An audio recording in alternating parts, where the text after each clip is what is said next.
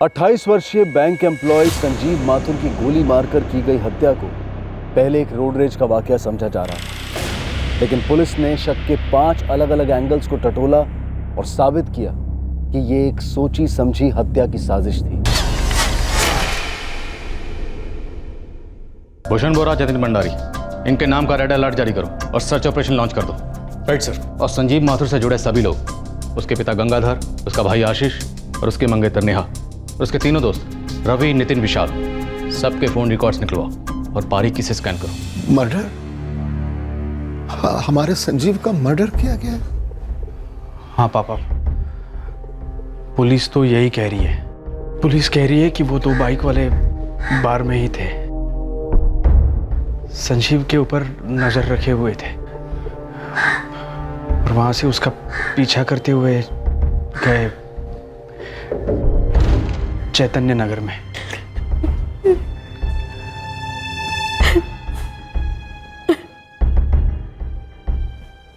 क्या आपको पता था कि संजीव अपने दोस्तों से 5 मार्च की रात को होटल अर्पिता में मिलने जा रहा था? कैसा सवाल है ये? बॉयफ्रेंड था वो मेरा, मंगेतर था। अगर रोज मिलते नहीं थे तो दिन में 100 दफा फोन पे बात होती थी, मैसेजेस होते थे, हर पल की खबर होती थी हमें। और मुझे पता था संजीव उस दिन अपने दोस्तों से मिलने गया है। समझदारी से हमें सोच कर बताइए कि कौन हो सकता है जिसको संजीव की मौत से फायदा हो सकता है। ये बात भी अजीब लग रही थी कि सर अगर गोली गुस्से में चली, जिसे रोड रेज कहते हैं, तो सर संजीव पे ही क्यों चली? झगड़ा तो दोनों के साथ हो रहा था ना, संजीव और विशाल के साथ। रवि, ये रोड रेज का मामला था ही नहीं, ये एक प्लान मर्डर था और संजीव किसी ना किसी के निशाने पर जरूर था। किसके निशाने पे था सर? वही तो मैं तुम दोनों से पूछ रहा हूँ कि क्या संजीव विशाल का निशाना था? सर, मैंने आपको स्केच के दौरान भी बताया था, उन दोनों ने हेलमेट पहने हुए थे, मुझे उनका चेहरा याद नहीं। बार में इन दोनों ने हेलमेट नहीं पहने थे। जी जी।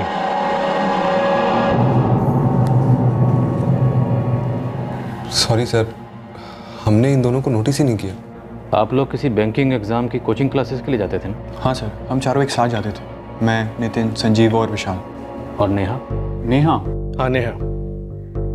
जी सर, नेहा को मैं एक अरसे से जानता हूँ, हम सब एक ही कोचिंग क्लास में थे। ये संजीव नेहा को कोचिंग क्लासेस से पहले से जानता था? नो सर, हम सब कोचिंग क्लासेस में ही मिले थे। यस ऑफ कोर्स, संजीव और नेहा का लव अफेयर शुरू हुआ, पर पहले हमें नहीं पता था, फिर संजीव ने हमें ये गुड न्यूज़ दी। क्या विशाल के लिए ये वाकई गुड न्यूज़ थी कि नेहा संजीव की गर्लफ्रेंड बन गई थी? सर, हम चारों बहुत अच्छे दोस्त थे, संजीव की गर्लफ्रेंड बन गई थी, 3 साल से अच्छे रिलेशनशिप में था, तो हमारे लिए तो गुड न्यूज़ ही थी सर। संजीव हम दोनों से ज़्यादा क्लोज विशाल के हो गया था, क्योंकि एक ही बैंक में वो जॉब करते थे ना। क्या दोनों एक ही लड़की से प्यार भी कर रहे थे? और क्या नेहा दोनों की गर्लफ्रेंड थी? ये कैसी घटिया बातें कर रही हैं आप? मेरी बेटी संजीव की मंगेतर थी, दोनों की शादी होने वाली थी अगले साल। और मैडम, विशाल, नितिन और रवि, इन तीनों को मैं सिर्फ और सिर्फ संजीव के थ्रू जानती थी। अलग से कोई रिश्ता नहीं था मेरा इनके साथ, खासकर वैसा जैसा भद्दा रिश्ता आप सर्च कर रही है। नेहा जी, संजीव का मर्डर हुआ है और दुश्मनी का कोई और एंगल हमारे सामने है नहीं। इसका ये मतलब तो नहीं ना कि आप कोई भी सवाल पूछे, बेमतलब के रिश्ते जोड़े। वो फियांसे था मेरा, हम प्यार करते थे एक दूसरे से। 3 साल से जानती थी ना आप संजीव को? हाँ। और 3 साल के पहले? 3 साल के पहले क्या? 3 साल से पहले किससे प्यार करती थी आप?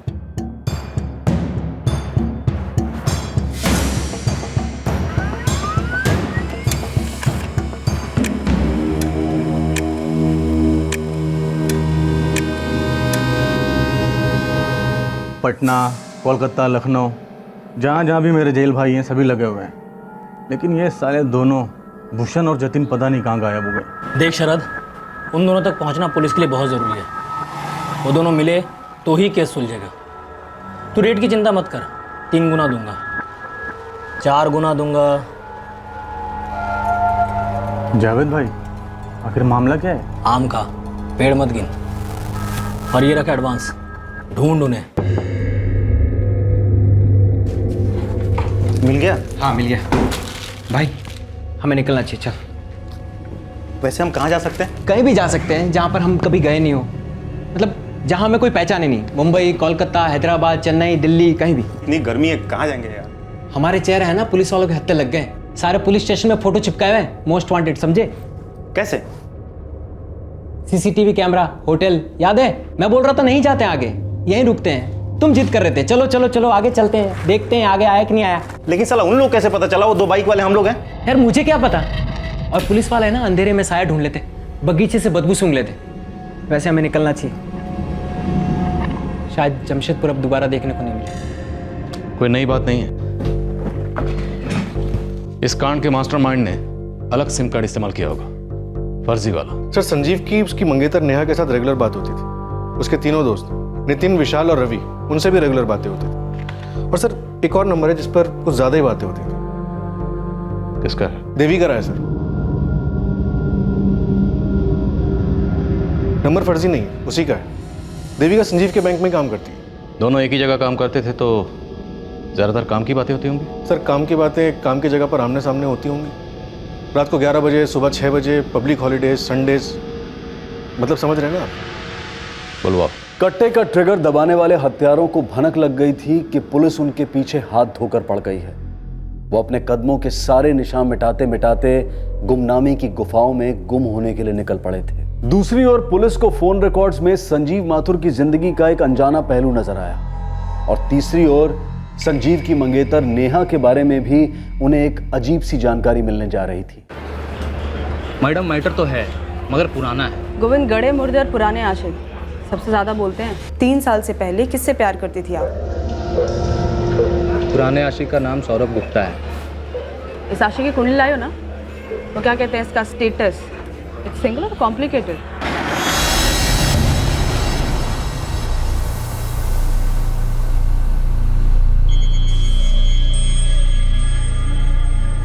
बंदे का स्टेटस अब फुल्ली कॉम्प्लिकेटेड है, समझिए। डिवोर्स को 1 साल भी नहीं हुआ है।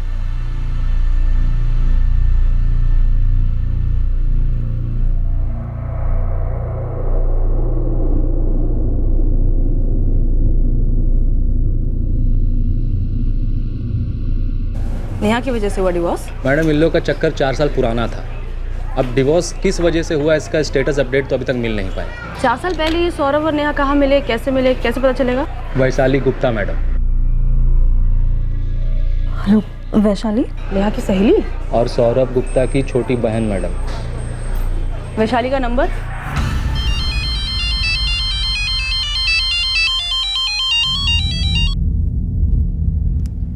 हेलो, सब इंस्पेक्टर रावत बोल रहा हूँ, जगदीशपुर पुलिस स्टेशन से। जी सर। देविका जी, आपको पुलिस स्टेशन आना होगा। मुझे क्यों आना है पुलिस स्टेशन? जब आप आएंगे तब आपको सब बता देंगे। फोन पर बात नहीं हो सकती, जल्दी आइएगा।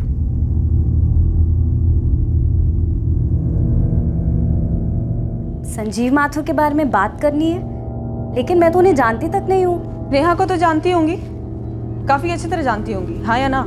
हाँ, लेकिन उस बात को तो 4 साल हो चुके हैं। कोई बात नहीं, आपसे काफी बातें होंगी। कल सुबह 10 बजे हमारे थाने में, एड्रेस नोट कीजिए। हमने अंधेरे में तीर चलाए तो हैं, देखते हैं पहले कौन सा तीर निशाने पे लगता है। मानो उन्होंने गोली से संजीव को मारी, मुझे छोड़ दिया, और इसमें मेरी क्या गलती? इसके लिए तुम दोनों मुझ पे शक कर रहे हो? सालों संजीव जितना तुम्हारा दोस्त था ना, उतना मेरा भी था। कितने सालों पुरानी दोस्ती है हमारी यार। हाँ, सब भूल गए।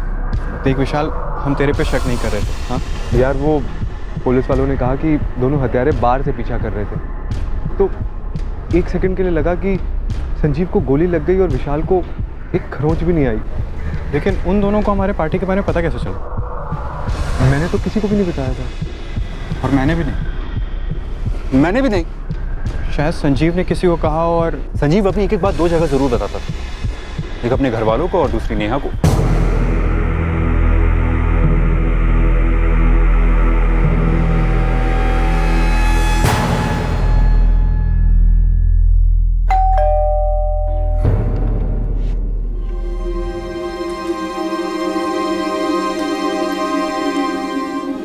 क्या कह रही है पुलिस?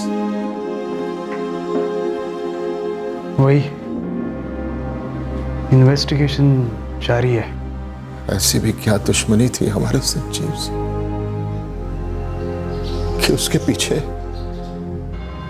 किराए के हत्यारे भेज दी और उसे ऐसे मार दिया।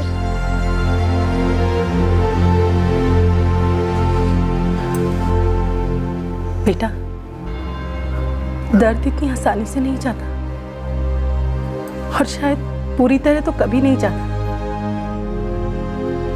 पर बीता वक्त लौट कर भी तो नहीं आता ना बेटा।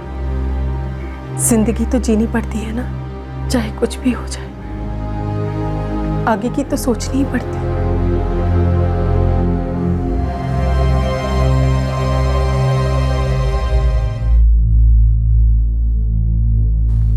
देविका जी, आप इतनी डरी क्यों हैं? सर, क्योंकि मुझे नहीं पता आपने मुझे यहाँ पे क्यों बुलाया है। संजीव माथुर को जानती थी आप? जी हाँ, वो मेरे कलीग थे। फ्रेंड्स? जी हाँ। Good friends? Only friends? Sir, मैं उसे लाइक करती थी। और वो? सिर्फ मेरी तरफ से था। एक तरफा प्यार? जी नहीं सर, एक ऐसा प्यार जिसका कोई फ्यूचर नहीं था। अब तो संजीव माथुर इस दुनिया में नहीं रहे। मैं उसे प्यार करती थी सर, लेकिन वो क्लियर था, वो अपने हदें जानता था और हकीकत भी।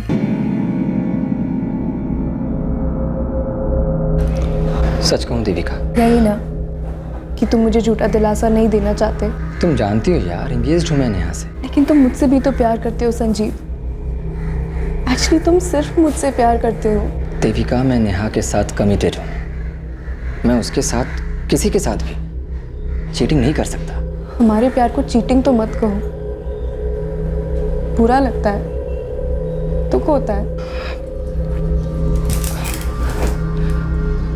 देखो देविका, अगर कुछ छिपाना पड़े तो ऐसा कुछ ना ही करे तो अच्छा है। मेरे और नेहा के रिलेशनशिप को 3 साल हो चुके हैं, सबको मालूम है, और अगले साल हम शादी भी कर रहे हैं, वो भी सबके सामने होगी। आई नो देविका, आसान नहीं होगा, बुरा लगेगा, सिर्फ तुम्हें नहीं मैं भी फील करता हूँ, but we have to do the right thing Devika. हमें ऐसी कोई भी लाइन क्रॉस नहीं करनी चाहिए जहां से लौटना हम सबको दर्द देगा। बस फिर उसके बाद हम सिर्फ गुड फ्रेंड्स ही रहे, उसके आगे कुछ नहीं। तो फिर आप इतना डर क्यों रही हैं? क्योंकि सर, संजीव और मेरे बीच की ये बात किसी थर्ड पर्सन को नहीं पता थी। मैं बस डर रही हूँ कि कहीं यही तो वजह नहीं है जिस... वजह? कैसे? आप और संजीव माथुर की गुड फ्रेंडशिप जो किसी को पता ही नहीं थी, फिर आप संजीव माथुर के मर्डर की वजह कैसे हो सकती? मुझे नहीं पता सर, मैं बस इतना चाहती हूँ कि ये वो वजह ना हो।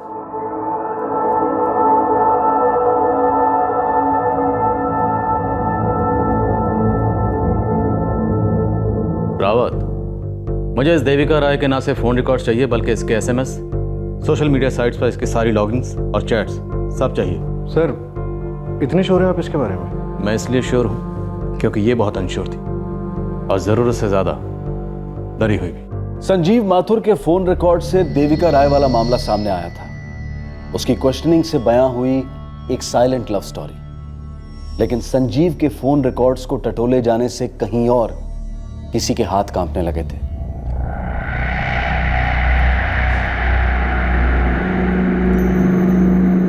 चंदन, पुलिस ने संजीव माथुर के फोन रिकॉर्ड्स क्यों मंगाए होंगे? मुझे क्या पता, मैं तो उसे ठीक से जानता भी नहीं था।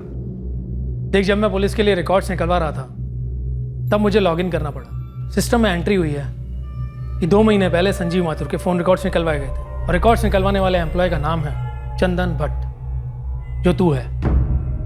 हाँ हाँ, तो उसमें प्रॉब्लम क्या है? मैंने किसी बिलिंग पर्पस के लिए निकलवाए होंगे। 2 महीने पहले संजीव माथुर के फोन रिकॉर्ड्स निकाले तो गए थे, पर बिलिंग इश्यूज के लिए नहीं।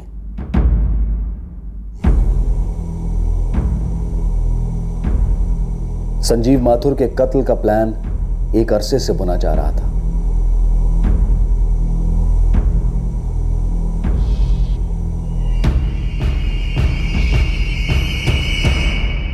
तो 4 साल पहले आप और नेहा बेस्ट फ्रेंड थी? जी सर। सौरव गुप्ता कौन है? मेरे बड़े भाई हैं सर। जो कभी नेहा के बॉयफ्रेंड भी हुआ करते थे? हाँ सर, लेकिन मुझे ये बात काफ़ी देर से पता चली।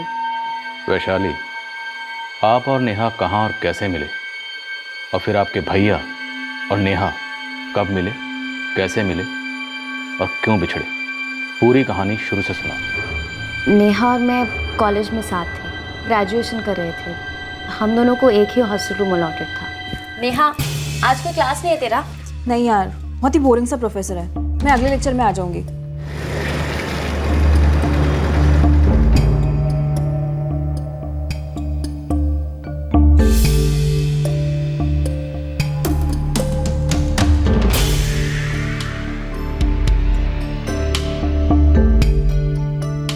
सौरभ जी,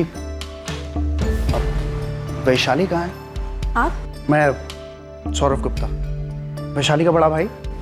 हेलो, मैं नेहा, वैशाली की रूममेट। वो वैशाली कब तक वापस लौट के आएगी? वैशाली क्लासेस के लिए गई है ना, उसे आते आते शाम हो जाएगी। ओके। अगर आपका कोई मैसेज है तो मैं दे दूंगी उसे। मैसेज कुछ नहीं है, बस आप उसको बता दीजिएगा कि उसका बड़ा भाई सौरभ आया था।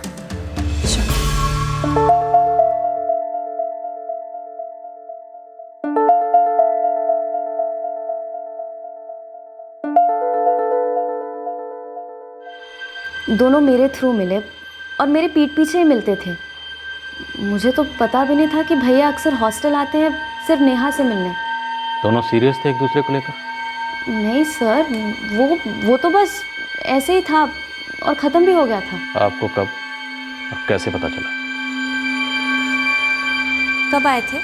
सुबह में आए थे। अच्छा।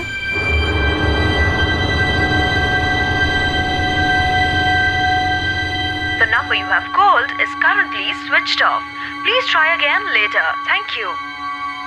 बड़ा अजीब लगा था मुझे कि सौरभ भैया हॉस्टल आए थे और मुझसे मिले बिना ही चले गए। हाँ, वो तो सुबह ही निकल गए थे, मिले नहीं क्या अभी तक? मैं क्लास में थी ना, तो शायद आके चले गए होंगे। मैं थोड़ी देर में कॉल करके पूछ लूँगी उनसे। ये पहली बार नहीं था, धीरे धीरे मुझे समझ आने लगा कि ये माजरा क्या है।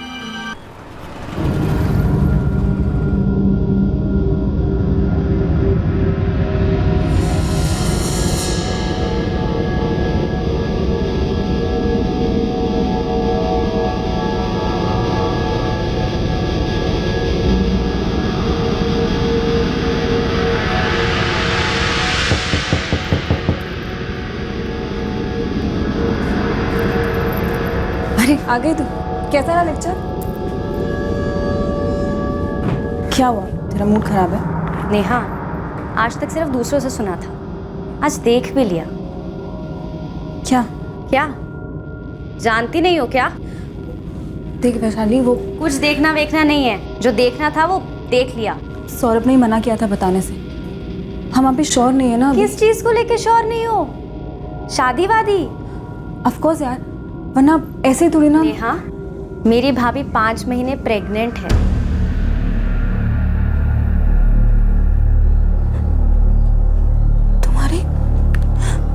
तुम्हारी भाभी? हाँ, सौरभ भैया की वाइफ श्रुति। सौरभ की वाइफ? तुम्हें पता नहीं था क्या? नहीं बताया, कुछ नहीं बताया उसने। उनके बीच जो कुछ भी था वो वही खत्म हो गया था, और भैया और भाभी के बीच भी। तो आपकी भाभी को भी इन दोनों के अफेयर के बारे में पता चल गया था?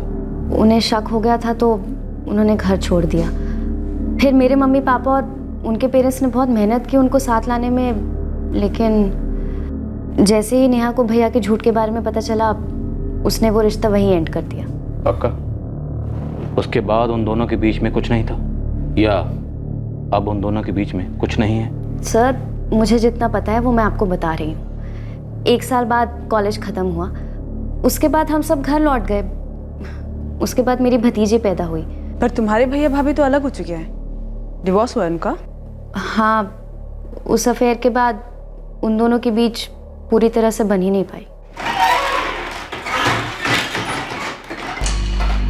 रावत, भैरवी, इस झूठ की नींव पर खड़ी लव स्टोरी का सच हमें जानना होगा। पर सर, हमें ये कहानी तो सिर्फ इस लड़की के एंगल से पता है। तो अब हम ये कहानी दूसरी तरफ से सुनेंगे, नेहा और सौरभ की तरफ से। बुलाओ दोनों। इस केस में एक तरफ था एक दोस्ती का रिश्ता जो कभी प्यार का रिश्ता ना बन पाया, और दूसरी तरफ था एक शादी में बंधने जा रहा रिश्ता जिस पर अतीत का एक साया मंडरा रहा था।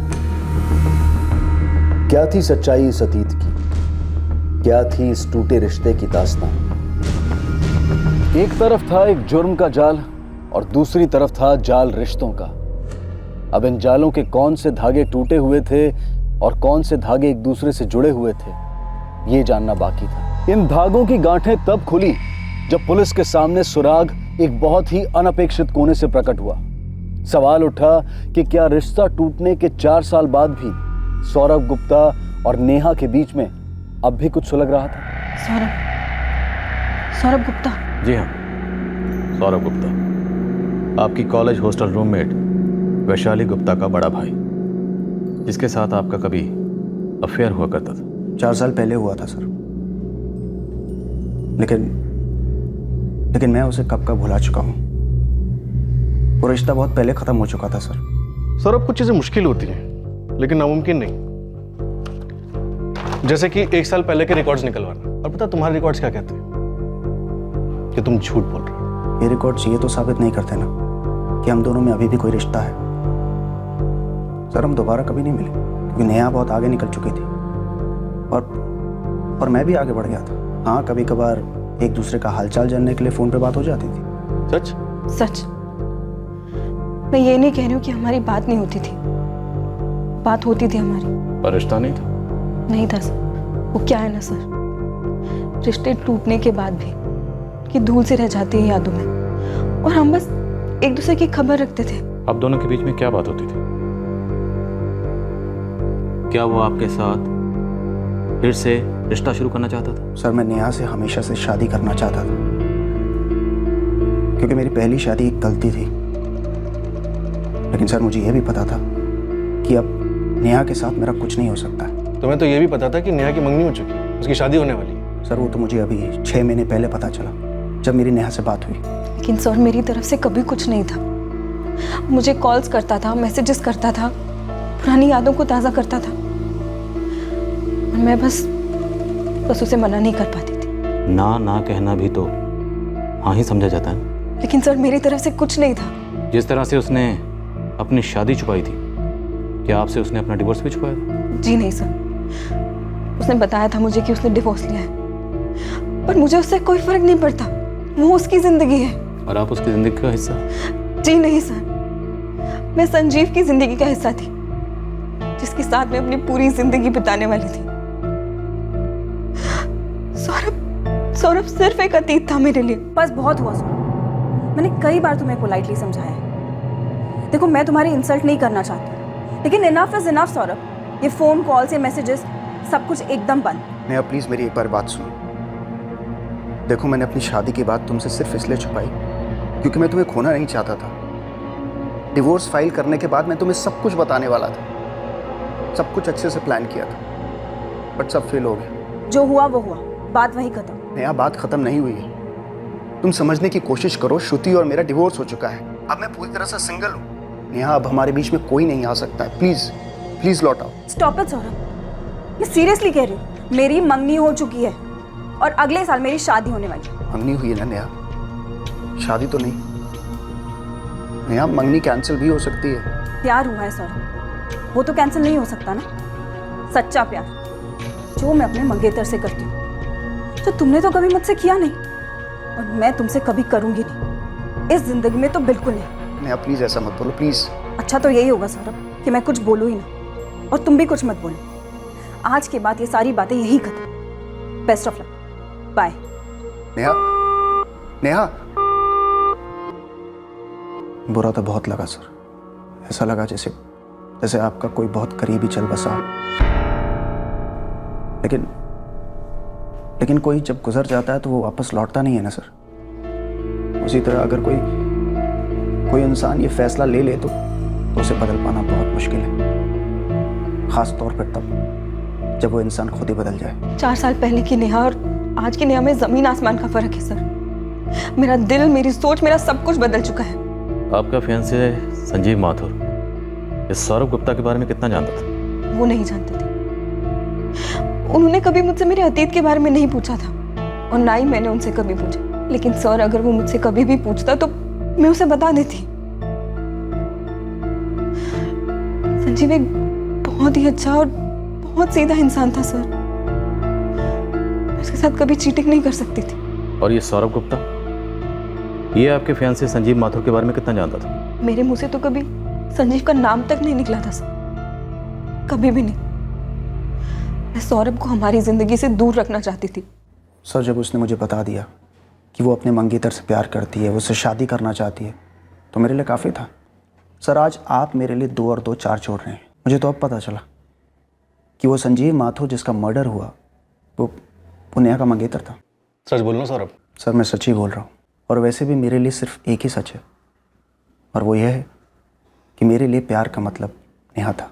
और तुमने उसके प्यार के बारे में जानने की कोशिश ही नहीं की। वो इंसान जिसके साथ वो जिंदगी बिताने वाली थी, शादी करने वाली थी। सर, सौरभ गुप्ता के पिछले 3 साल के फोन रिकॉर्ड्स चेक किए। संजीव के साथ उसका कोई कनेक्शन नहीं दिख रहा। इस वक्त हमारे सामने कौन है? देविका राय, जो संजीव माथुर से एक तरफा प्यार करती थी, और देविका के रास्ते का कांटा थी नेहा। तो अगर देविका को कुछ करना होता तो वो नेहा को मरवाती, संजीव माथुर को नहीं। और दूसरी तरफ है सौरभ गुप्ता, जिसके रास्ते का कांटा था संजीव माथुर। तो क्या सौरभ गुप्ता ने संजीव को जड़ से उखाड़कर अपने रास्ते का कांटा साफ किया? लेकिन इस बात के कोई सबूत नहीं है हमारे पास। सर, सबूत सिर्फ सीसीटीवी फुटेज में है, जिसमें 2 सस्पेक्ट्स हैं। लेकिन हमें ये नहीं पता कि वो किराए के हैं या फिर उनकी संजीव के साथ कोई दुश्मनी थी। हमें तो ये भी नहीं पता कि वो इस वक्त है कहाँ। इन शॉर्ट, इस वक्त हमारे हाथ में कुछ नहीं।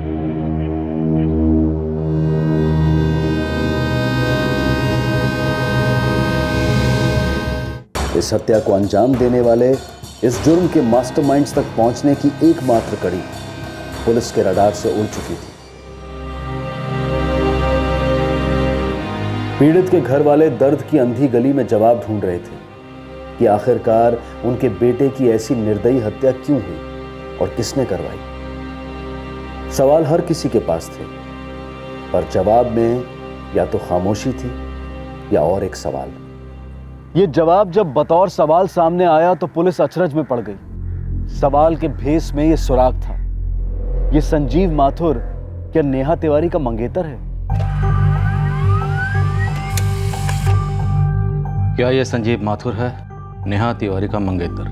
हे ऐप, डेट 1 मार्च। देविका राय का हे ऐप चैट का मैसेज है सर।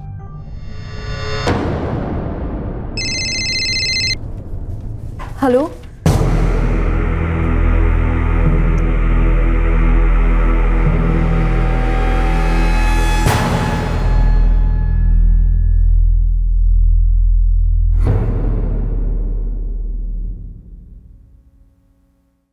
ट्रिपल 4856525। किसका नंबर है? मुझे नहीं पता सर। कोई तुम्हें इस नंबर से तस्वीर के साथ एक मैसेज भेजता है और तुमसे पूछता है कि क्या ये संजीव माथुर है, नेहा तिवारी का मंगेतर, और तुम जवाब में लिखती हो यस। और अब तुम कह रही हो तुम्हें नहीं पता ये नंबर किसका है। मेरा यकीन कीजिए सर, मुझे सच में नहीं पता। तो तुमने रिप्लाई क्यों किया बिना सोचे समझे? 1 सेकंड के लिए भी दिमाग में ये नहीं आया कि ये नंबर किसका है? The number you have called is currently switched off. Switch off है सर। कॉल रिकॉर्ड्स निकलवा। चल।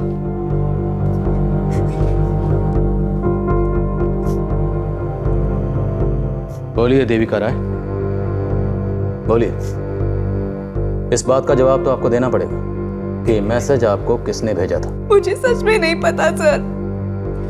मुझे नहीं पता कि मुझे मैसेज किसने किया था। मैंने तो बस इसलिए हाँ कर दी थी क्योंकि यही तो फैक्ट है ना, संजीव नेहा का मंगेतर है और ये हकीकत कोई नहीं बदल सकता। ये हकीकत बदली। संजीव माथुर अब नेहा तिवारी का मंगेतर नहीं है। इनफैक्ट संजीव माथुर अब इस दुनिया में ही नहीं है।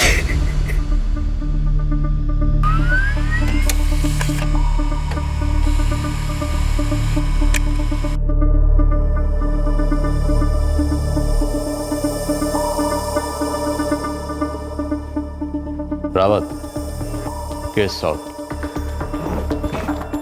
ये रहा कनेक्शन। ये एंगल तो हमने सोचा भी नहीं था। अब इसका ऐसा टेंटवा दबाएंगे कि एक ही झटके में पूरी कहानी सुनाएगा।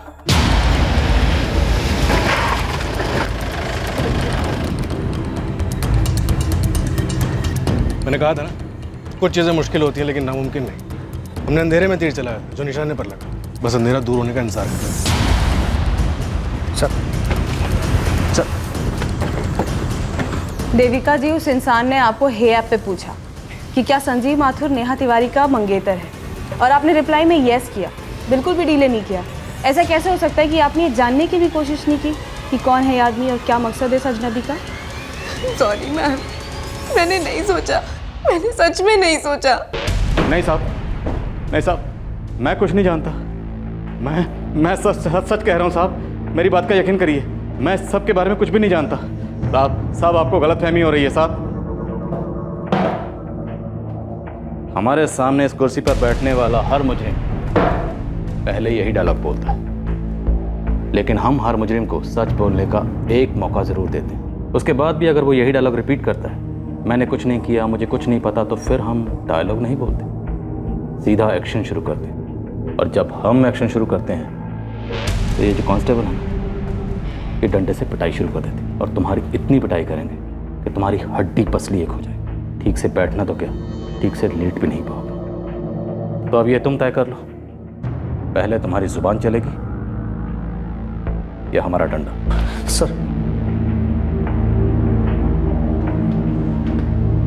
सर मैंने ही मरवाया था संजीव को, और मैंने ही उन दोनों को सुपारी भी दी थी। तुम्हारी झूठ की बुनियाद पर खड़ी ये नेहा वाली लव स्टोरी हम सुन चुके हैं।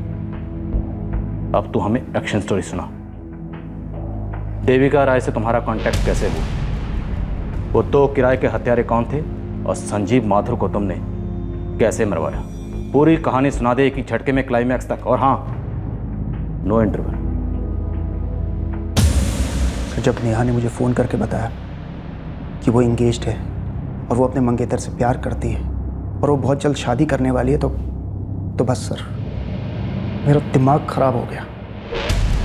मैंने नेहा से अपनी शादी की बात इसलिए छुपाई ताकि पहले उसे अच्छी तरह से तैयार कर लूं, उसे जीत लूं।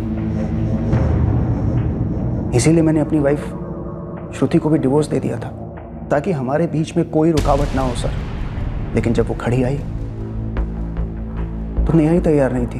तुम संजीव माथुर को नहीं जानते थे, यहाँ तक कि तुमने उसका नाम भी नहीं सुना था? नहीं सर, मैं तो देविका को भी नहीं जानता था।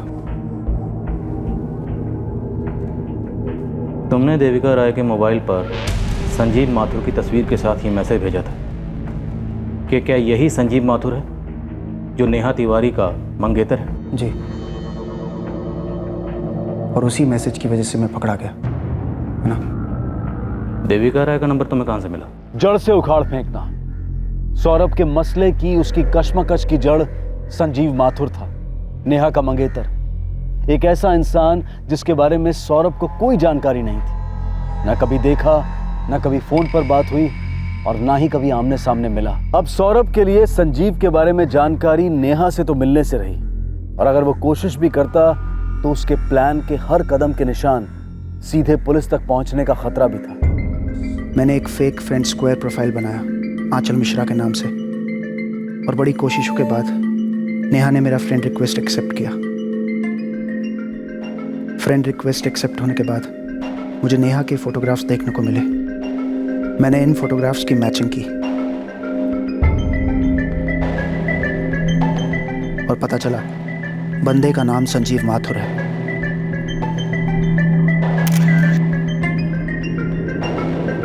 फिर मैंने संजीव माथुर का फोटो और फोन नंबर ढूंढ के निकाला।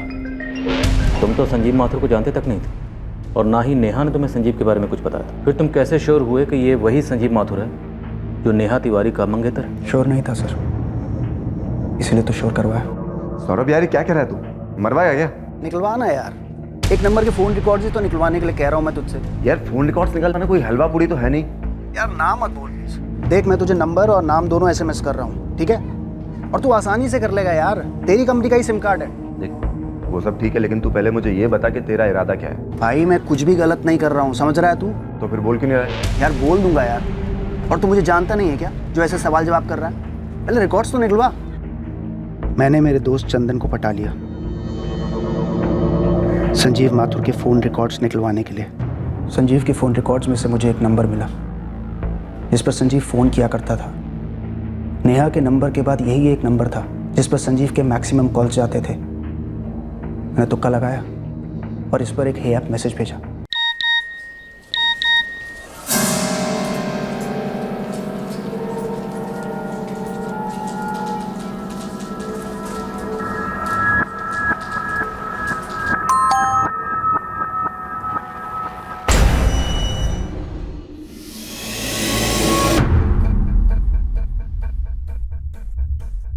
अब मुझे कंफर्मेशन मिल गया था कि ये वाकई में संजीव माथुर है जो नेहा का मंगेतर है। उसके फ़ोन रिकॉर्ड से मेरे पास उसका एड्रेस भी था।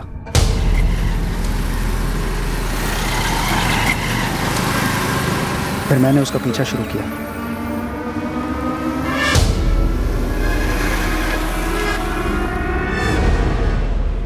पता चला बैंक में जॉब करता है। नितिन और रवि दोनों 5 मार्च को ऑन है। सुपर्ब। चल इस बार पार्टी मैं देता हूँ। वही अपना पुराना अड्डा, अर्पिता होटल के बाहर में। परफेक्ट। उससे अच्छी जगह नहीं है। अभी दोनों को मैसेज करता हूँ कि 5 मार्च की रात लॉक कर लें।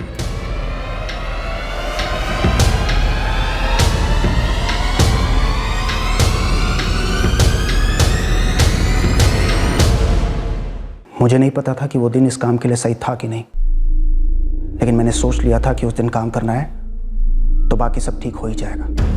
इस शनिवार 5 मार्च को रात में वो अर्पिता होटल के बार में होगा। पक्का अपनी गाड़ी से आएगा।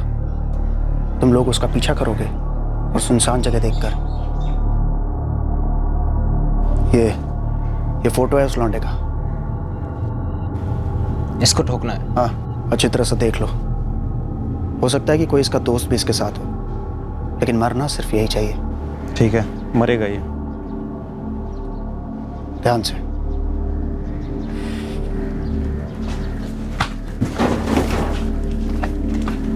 हार्डवेयर के धंधे में हूं तो भंगार मार्केट में आना जाना लगा रहता है। वहां के बदमाशों को भी जानता हूं। वहीं से पता चला कि ये दोनों सुपारी लेते हैं। तुमने ये सब प्लानिंग, ये मर्डर, ये सोच के किया कि ये सब करने के बाद नेहा तुम्हारे पास वापस आ जाएगी? वो तो आना ही था ना सर। हमारे बीच में एक ही कांटा था, वो था संजीव, जिसे मैंने जड़ से उखाड़ कर फेंक दिया था। रास्ता क्लियर था सर। रास्ता क्लियर जरूर हुआ, लेकिन तुम्हारे और नेहा के मिलन का रास्ता नहीं, बल्कि तुम्हारे और कोर्ट के बीच का रास्ता, जहां से तुम्हें सीधा जेल भेजा जाएगा।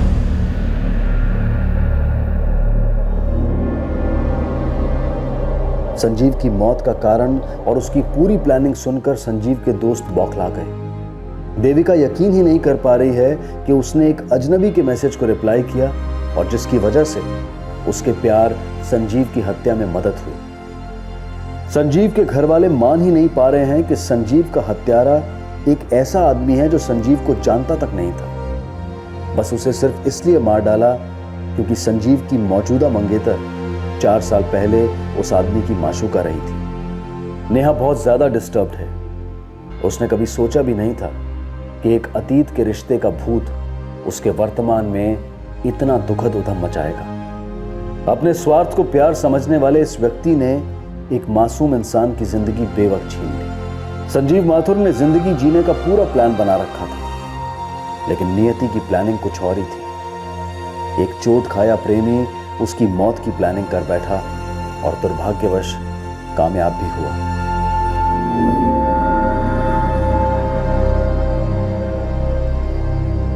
किसी की जिंदगी को जड़ से उखाड़कर अपनी जिंदगी की जड़ें कभी मजबूत नहीं हो सकती। यह तो सरासर हत्या का केस था। यदि कोई किसी को किसी भी तरह का घाव देना चाहे, आर्थिक रूप से या इमोशनल तरीके से, ऐसा सोचने वाले का हमेशा नुकसान ही होता है। यह एक क्लियर कट केस है सतर्क ना रहने के अंजाम का।